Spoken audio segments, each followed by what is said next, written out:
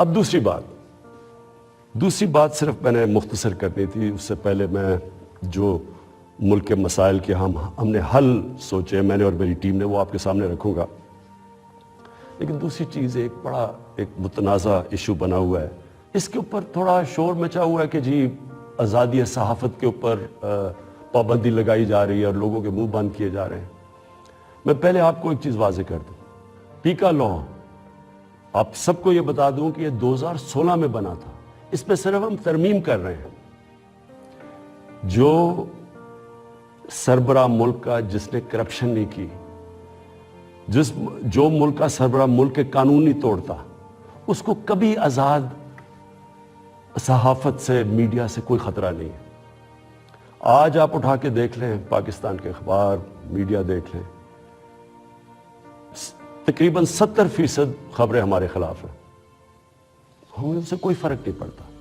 لیکن یہ قانون کسی وجہ سے لے کے آئے ہیں، اس کی وجہ یہ ہے کہ پاکستان میں سوشل میڈیا کے اوپر اس طرح کا گند آ رہا ہے، اس طرح کی چیزیں آ رہی ہیں، چائلڈ پورنوگرافی آ رہی ہے، یعنی جو ہمارے اسلامک ویلیوز کی خلاف ورزی، ہمارے چھوڑے دنیا میں کسی بھی مہذب معاشرے میں اس طرح کی چیزیں نہیں آتی جو اب ہمارے سوشل میڈیا پہ آ رہی ہیں۔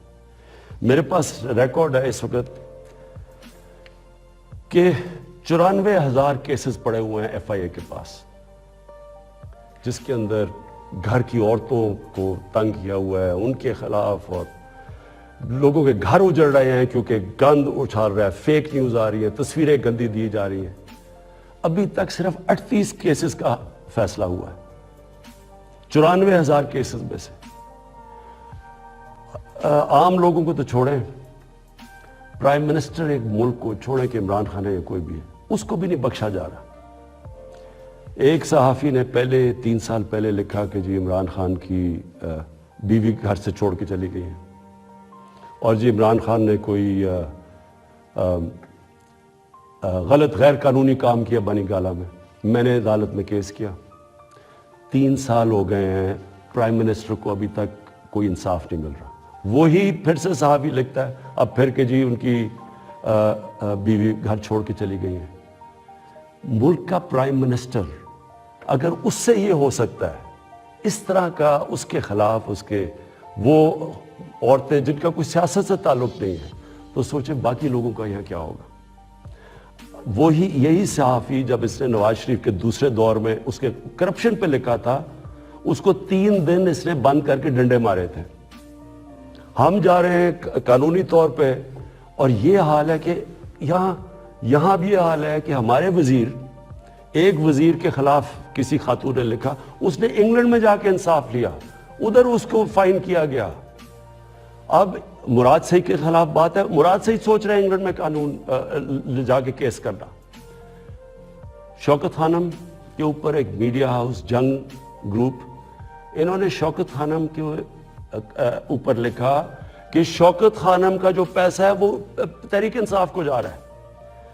اتنی بھی زحمت نہیں کی کہ کم از کم شوکت خانم سے پوچھ تو لیتے، ان کا ورژن تو لے لیتے کہ کیسے چیک جو شوکت خانم ہے وہ تحریک انصاف کے اوپر جا رہا ہے۔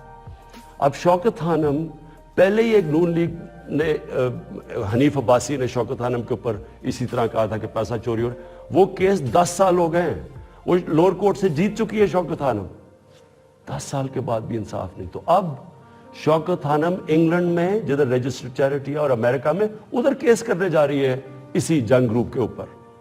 تو کہنے کا میرا مقصد یہ ہے کہ یہ تو دنیا میں کہیں بھی نہیں ہوتا۔ آزادی صحافت کے نام پہ یہاں مافیاز بیٹھ کے بلیک میل کر رہے ہیں، ان کے ایجنڈے کچھ اور ہیں، یا ایسے صحافی بیٹھے ہیں جو پیسے لے کے یہ ساری گند اچھال رہے ہیں، بلیک میل کر رہے ہیں گورنمنٹ کے اوپر۔ میں نے آپ کو کہا کہ ساری زندگی میں نے تنقید دیکھی ہے، میں کرکٹ کیپٹن سے مجھے تنقید ہوتی تھی، میں نے سارے مغرب میں دیکھا ہوا ہے کہ کیا ہے۔ انگلینڈ کے اندر جدھر سے ہم نے جمہوریت کے ویلیوز لے کے آئے ہیں، میں نے انگلینڈ میں ایک کیس لڑا ہے، یہ جو ہرجانے کا کیس، سب سے بڑا ان کا کھلاڑی تھا جس کا میرا کیس ہوا تھا۔ مجھے پتہ ہے کہ کبھی بھی کسی کی جرت نہیں ہو سکتی، جو یہاں چیزیں جس طرح کی غیر ذمہ دارانہ چیزیں یہاں آتی ہیں، کسی کی جرت نہیں ہو سکتی کہ یہی جا کے آپ کسی اور جمہوریت کے اندر کریں. تو میں یہ صرف اس لیے کہہ رہا ہوں کہ یہ اس ملک کے لیے اتنا ضروری ہے. مجھے اتنے لوگ کال کرتے ہیں, مائیں کال کرتی ہیں, میسیجز دیتی ہیں کہ کس طرح کے حالات ہو گئے ہیں, کیونکہ کوئی پوچھنے والا نہیں ہے. تو اس کے اوپر میں نے صرف یہ کلیئر کرنا تھا کہ اس کا کوئی آزادی صحافت سے تعلق نہیں ہے.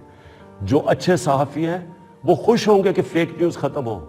وہ تو ان کی تو کریڈیبلٹی ہوتی ہے کہ صحیح اور اچھی صحافت تو ایک اثاثہ ایک معاشرے کا. ان کی جو تنقید ہوتی ہے وہ ہمارے پرائم منسٹر وزیروں کو آگاہ رکھتی ہے کہ ہم نے کیا کرنا ہے, ہم کیا غلطیاں کر رہے ہیں.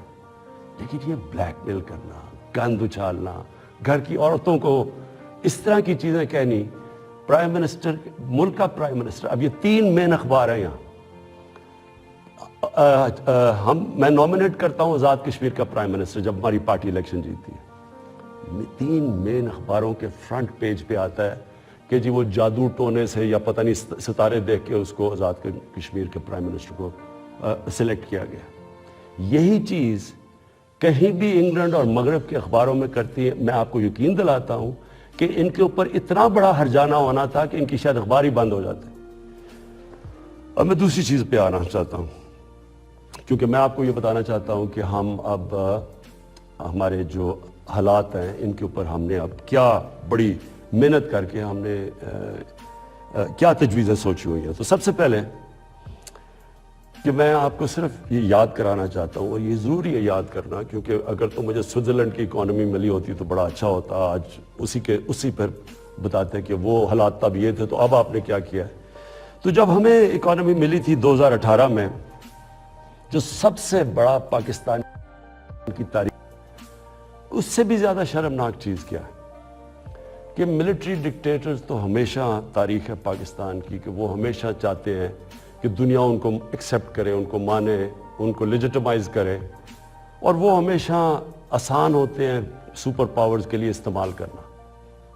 لیکن جنرل مشرف کے دور میں تو صرف 10 ڈرون اٹیکس ہوئے. لیکن جو 2 ڈیموکریٹک لیڈرز آئے, آصف زرداری اور نواز شریف, 10 سال, ان کے 10 سال میں 400 ڈرون اٹیکس ہوئے. اب میں سوال یہ ہے, اور میں پھر سے واپس آتا ہوں کہ آزاد فورن پالیسی کیا ہوتی ہے.